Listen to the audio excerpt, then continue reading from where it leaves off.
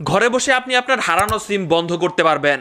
এমনকি আপনার পরিবারের কারোর সিম যদি হারিয়ে যায় আপনি ঘরে বসে নিজে আপনি বন্ধ করে দিতে পারবেন। প্লে স্টোর থেকে মাইজিপি অ্যাপটা ইনস্টল দিয়ে একটি নাম্বার দিয়ে আপনি লগ ইন করে নেন। প্রথমে আপনি সার্ভিসে চলে যাবেন, এরপরে ডিঅ্যাক্টিভ লস সিম, এরপরে আপনার হারানো সিমের নাম্বারটা দিয়ে এখানে কন্টিনিউতে ক্লিক করবেন। এরপর আপনার হারানো সিমের এনআইডি কার্ডের নাম্বার দিবেন এখানে, এবং আপনার হারানো সিমের এনআইডি কার্ডের সাথে যে জন্ম তারিখটা আছে সেটা দিবেন, দিয়ে কন্টিনিউতে ক্লিক করেন। এরপর আপনি আবারও আপনার এনআইডি কার্ডের নাম্বার এখানে দিবেন, দেওয়ার পরে এখানে আবারও কন্টিনিউতে ক্লিক করুন।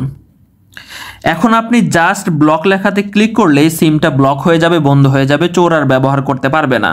এবার দেখুন, সাপোজ আপনার পরিবারের কারোর সিম হারিয়ে গেছে, আপনার বাবার সিম হারিয়ে গেছে, চোরে নিয়ে গেছে সিম সহ, আপনি কি করবেন? আবারও ডিঅ্যাক্টিভ লসে ক্লিক করবেন, এরপরে আপনার বাবার সিম নাম্বারটা দেন যেটা হারিয়ে গেছে, এরপরে কন্টিনিউতে ক্লিক করেন, এরপরে আপনার বাবার এনআইডি কার্ডের নাম্বার দেন, বাবার জন্ম তারিখ দেন, দেওয়ার পরে কন্টিনিউতে ক্লিক করেন।